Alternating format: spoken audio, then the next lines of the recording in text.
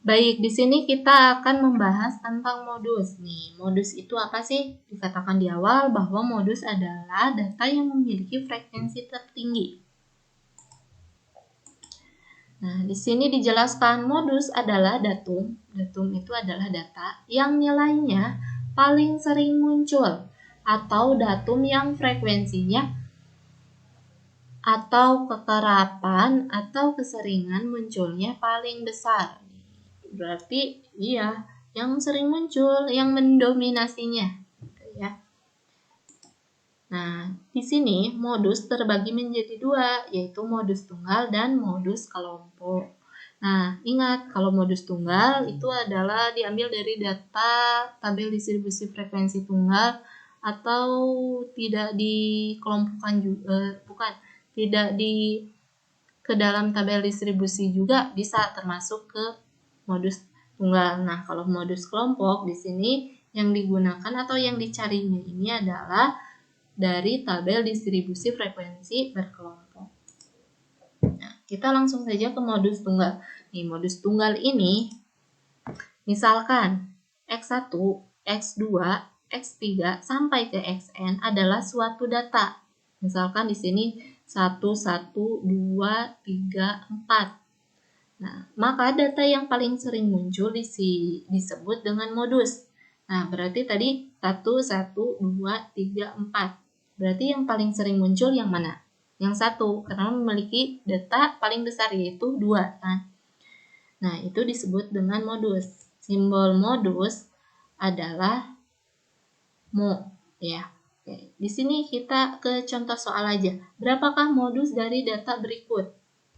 Nah, di sini lihat tabel distribusi.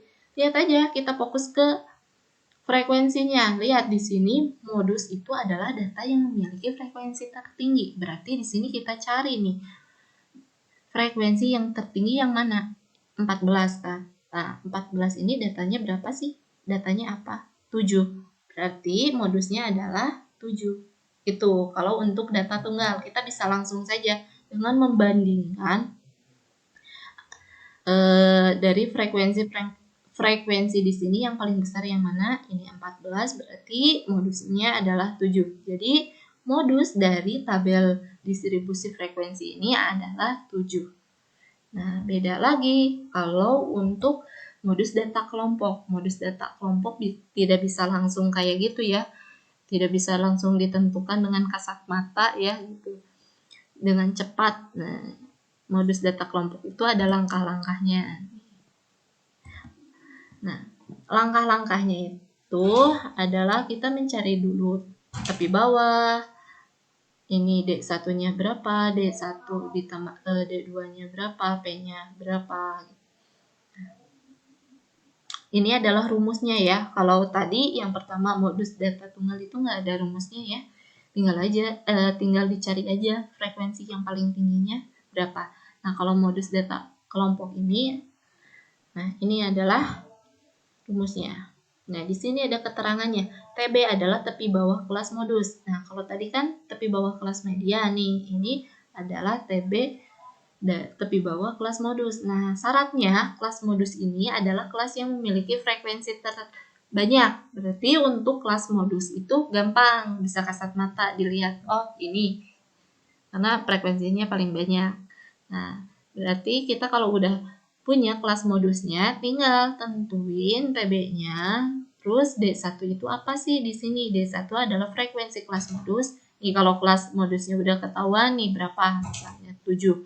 Nah, 7 dikurangi frekuensi kelas yang sebelum modus. Misal sebelum modusnya 3, berarti 7 dikurangi 3 adalah 4. Nah, kalau D2 adalah frekuensi kelas modus dikurangi frekuensi kelas setelah modus. Berarti di bawahnya kelas modus. Dikuranginya berapa hasilnya. Nah, P interval kelasnya. Kita langsung saja ke contoh soal. Nah, di sini ada tabel distribusi frekuensi kelompok nih. Berarti kelas modusnya yang mana sih? Coba kita lihat di sini. Nah, berarti ini frekuensi yang paling tinggi. Yang paling tinggi ini berarti kelas modusnya ini. Nah, Kelas modusnya adalah 65 sampai 69. Berarti di sini kelas modusnya adalah kelas modusnya adalah 65 sampai ke 69. Nah, tentuin TB-nya berapa? TB-nya adalah berapa?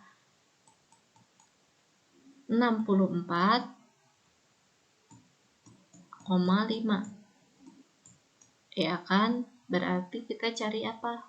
Udah TB D1 kan? Nah, D1 adalah ini kan, frekuensi kelas modus, yaitu 16 dikurangi frekuensi kelas sebelum modus. Nah, berarti 16 dikurangi 12 berapa? Nih, 16 dikurangi 12, D1-nya berapa? 4. Nah, 4 dong. 4 ya. D2-nya berapa? D2-nya berarti 16 dikurangi 14. Kenapa 14? Karena syarat D2 itu adalah frekuensi kelas modus dikurangi dengan frekuensi kelas setelah modus. Tuh, jadi 16 dikurangi 14. Itu 2. Kemudian frekuensinya berapa? Panjang kelas interval. Panjang kelas intervalnya adalah 65. Nih, lihat. 65, 66, 67, 68, 69. Sampai 69 sini ada berapa sih datanya? Ada 5. Jadi panjang kelasnya ada 5. Nah, setelah kita punya ini, kita langsung saja masukkan ke dalam rumus. Rumusnya berapa? Apa sih? Sini.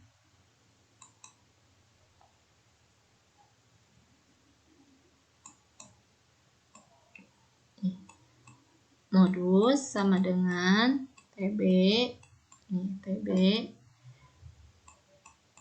tambah dengan D1 dibagi D1 ditambah D2. 2 kali P. Kalau nggak salah gini. Jadi gimana? TB-nya berapa? 64,5. Masukin aja. Nah, udah punya ya. Kita langsung saja pakai yang ini biar lebih jelas tulisannya. Jadi kalau udah punya ini nih, berarti TB-nya berapa? TB-nya adalah 64,5 ini ya.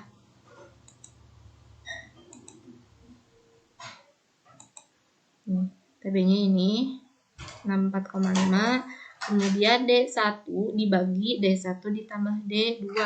D1-nya berapa? 4. Kita masukin ke sini 4. Kemudian dibagi dengan D1 ditambah D2. D1 tambah D2 dikali P. P-nya adalah 5. Sama dengan berapa? 64. Di sini kita jumlahkan dulu ya.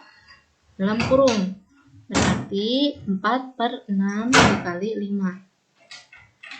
Nah, kita utamakan ini dulu ya.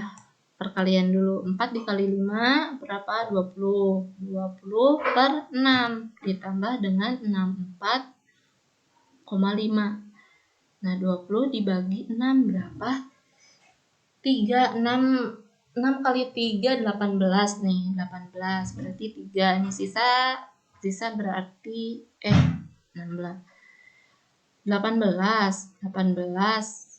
Ini 3. Sisanya 2 kan. Tambahin jadi 20, tapi di sini tambahin koma. Berarti 20 dibagi 6 ya sama 33, jadi 3,33 ditambah 64,5. Hasilnya berapa? 67,83. Nah, berarti ya, ini adalah modus dari ini. Modus dari tabel distribusi frekuensi ini. Itu adalah 67,83. Cukup sekian dari Ibu ya, semoga ilmunya bermanfaat. Nah, ingat, pendidikan adalah paspor untuk masa depan, karena hari esok adalah milik mereka yang mempersiapkan hari ini. Jadi, kita harus mempersiapkan apa yang dicita-citakan sama kita dari sekarang ya. Tetap semangat belajar, ya. Ibu ucapkan terima kasih. Wassalamualaikum warahmatullahi wabarakatuh.